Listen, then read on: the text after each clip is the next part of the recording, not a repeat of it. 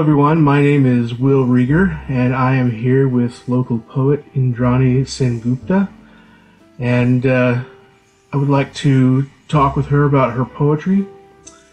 I think one thing we might do is start with a poem from Indrani. Indrani, do you have a poem for us you'd like to share? Some of your work? Thank you, Bear. The doctor mistakes my hemorrhage for period blood. I believe her because she is a woman and because I have never died before, and I'm not likely to start now. She reaches deep inside and counts the whorls in me. She asks me to appraise the pain from 1 to you cannot afford this. I must be histrionicing again, I say. When the yolk splits, it is almost deferential, not the usual chuck meat flung into milksop, but a piddling. It ambles 3 whole weeks of dizzy pacing, reworks the landscape in me, things I haven't had a chance to see or use or consider. It builds 6 tendriling streets and names each for itself. It ornaments the trees, it throttles the trees, but I am not topography. I startle before mirrors. The male doctor says it is diet or else cancer. I blame the water, my mother, and God. Ectopic, which is the Greek for we do not have time to name this flood, but the men will bravely pause to do it. Oh, hapless planet, I am out of place in my body when I am cooling down my bare leg in the blue shock of a hospital bed. I am always in that place, and I am always of that body. The doctors show my boyfriend the red, hard ambit of me, then burn the Polaroids. I do not get to take my tube home like teeth to love on or maybe pickle. It is routine how women sometimes fisher, unbidden through no fault of God's own. No, I do not have a number, but let's call it 9. No, I do not have a word for this. Only the nurse who keeps me vigil and repeats her children's names like wording. Thank you, Indrani. That is a very raw and personal poem, very intimate. I'm curious how you get to the point of revealing information like this. I've been, I think on the whole, I'm pretty transparent about issues related to women's rights, reproductive rights, immigrant rights, and I'm pretty transparent about personal experiences or the feeling of feeling out of place or out of control with your body, and medical trauma is something that is genderless and a shared condition. But you seem to put your poems within a constellation, as you say, of themes or ideas or issues, and those things impinge on your own life, they impinge on the lives of many people. But it sounds to me like you're speaking mostly to a sort of female audience. What do you have to say to the male audience, the male reader, if anything? I don't think I ever intended to speak only to a female audience. This is actually something I've been thinking of a lot, but growing up back in middle school and high school, I and all of the female students in the class, we read a lot of, canonical poetry, and that's majority male, but we found a way to see ourselves in that poetry. Like Byron isn't specifically talking about the female experience, but he's talking about the human experience. And even if I'm talking about reproductive rights, reproductive trauma, my boyfriend is a part of that poem. He had his own experience. And when I'm talking about, and in the wider manuscript I'm working on, there are poems from his experience or his imagined experience. There are poems that are about the role that men play within this this wider narrative. It's a personal narrative, but I never intended for it to be just my narrative. Right. But it is something to consider. I'm looking for more sort of entry points for readers of all kinds, of all backgrounds. But now I don't think poetry about women's issues is fundamentally poetry for women alone. You used the word narrative a couple of times, but when I read your poetry, or read it, I have a hard time following a narrative. Can you talk about narrative in the way you write? It's funny because I've written some pretty narrative poetry in the past, and I think, Will, you've just been encountering a particular subset of poems that I've been working on at the moment that are far less narrative. But the way that I see them all sort of interacting together, it is, at least in my mind, still speaking to a narrative. I read a lot of non-narrative poetry. I enjoy non-narrative poetry simply because of the potential it has to kind of populate sort of limitless narratives, because you're not anchored to a particular A to B linear story. There's the potential to kind of, for the reader to inhabit a moment or a mood or a meditation upon a particular subject. Sorry, that's so many M's. A moment, a mood, a meditation.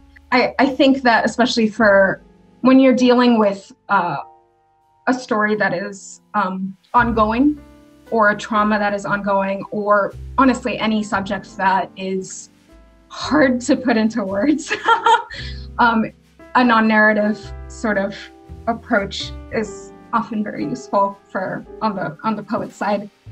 When I read your poems, I find them quite dazzling. I mean, there's a lot of texture, a lot of color, a lot of light in them, and I'm curious how you gather that, pull that all together. It's a lot of research. Sometimes when I sit down to write, there's really no such thing as inspiration involved in the process. It starts off as several hours of grunt work and trying to pull together language and images. I think that's great. And so you take a character or an image, insert it in your poem. Do you worry at all that the reader can't follow you to that depth of understanding or knowledge? Sometimes, yeah, but I hope that, I think about my own experience with a lot of dense poetry, which I think is very similar to other readers' experience with my denser poems, which is, in a first read, you hopefully enjoy the music and the texture of the imagery and the sort of emerging relationship you have with the speaker. The one thing I try and always offer as an anchor point is a clear tonality, and like you know that the speaker has attitude. Sounds right. Sounds very sassy, but I try and make sure that the speaker has like a body to them, like even if it's not me. And so I'm hoping that that's like a point of intimacy that makes you want to like read deeper. I think oftentimes a relationship with a poem is very much like a relationship with a person, where the first impression isn't really the last impression, especially once you get to know them better. The poem will never do your dishes. It'll talk about dishes, but it won't do them. Would you like to read another poem? Maybe something that isn't typical of your work? Sure. Because I've been trying to write towards a particular manuscript, a lot of these poems are formally and kind of stylistically, they might sound really similar. One day, overcome with tenderness and what they term self-love, I crochet a large golem in the likeness of me. She is effulgent, all red ribbon lip and legs for days. I call her sweet diminutives of my name, teach her rosemary and other slippages, good herbs from bad herbs, as if I would know. The pleasure one can draw from small poisons. I tell her what it means to be a good woman, then a bad woman, then the woman who strips off her chemisette to eat the bowl of porridge in the bedroom alone by the light of some vestal moon. I tell her this is how every witchcraft begins, with the bored or lonely woman and her mirror. This is how the seams spill over. And when the men receive the good young teats of a vision, I'll teach my blinkless crochet golem, who by now knows every word for clotting, to roll the soft buttons of her eyes. She and me and we who have always been the middle child, too precise to bother God. I'll pull back her hair so she can see her face as I see her face. And when she reels, screams, I have no second skin under this skin, I'll tell her peeling was the first illusion, that we have only ever had one body, one borrowed body. When I hear the poem you just read, I hear something slightly different from the first poem you read. Yeah. It's more narrative in this one. Yeah. Explain that difference, maybe how your mind was as you wrote it. as I dig deeper into the personal narratives, you get to a point where you've exhausted a lot of the actual experiences in time. Like there's only so many, I've written about the inciting incident from so many perspectives and in so many ways. And at a certain point, you kind of start mythologizing it. It becomes something bigger than the event. And it kind of like takes root in emotional spaces and in, personal made up legends. I think the other thing about this second poem is that there's stuff about body horror. There's like an underlying suggestion of a medical narrative with all this stuff about leaving and poking and like needles. But it's kind of reformed in like a relationship with itself. A Fable-esque narrative gives you the opportunity to make more connections across space and time. So I can talk more widely about how like reproductive trauma, for instance, ties in with, religion, with social political issues of about being a woman or about gender in general. I want to ask you if you have any advice for young writers. This is kind of a no-brainer, I guess, but just to read a lot and to read things that don't feel stylistically in line with what you want to do or what you like from the get-go, because you never know how a manuscript, how a work of poetry is going to unfurl. The more time you spend with it, the more you get to know it and how that's going to affect your work. When I'm blocked, when I'm having trouble kind of finding a vision for the work, what I try to do is just write as many different types of poems as I can, and you can't really do that without reading as many different types of poems as you can.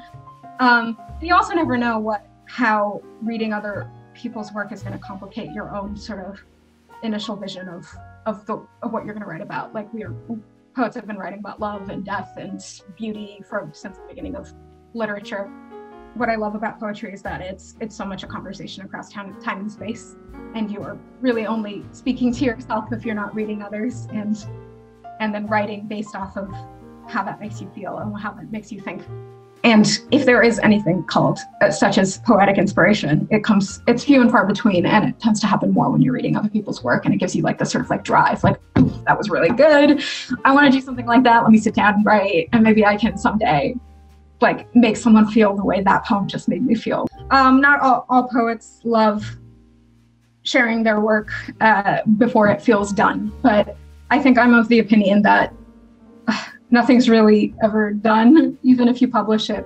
A big part of the experience of poetry that we don't have when we're writing alone is how it becomes something else in the hands of a reader. Like in the interaction with a reader, it becomes bigger and more complex than what you intended as a writer. So workshop gives you a chance to see that in real time and really contend with the fact that what you intended is not necessarily what you'll get. And you learn a lot of humility that way. And you can figure out if you need to make edits to really get your point across more, or if you're comfortable having it, letting it have a life of its own and, a multiplicity of meanings. Yeah, so workshop is great. And, let the work go. Once you're done with it, let it have a life of its own. Well, Indrani, it's been a very great pleasure to speak with you and hear some of your thoughts about your work. We have to wrap up now, but I'm very much looking forward to your book when it comes out. Thank you. I'm looking forward to it too.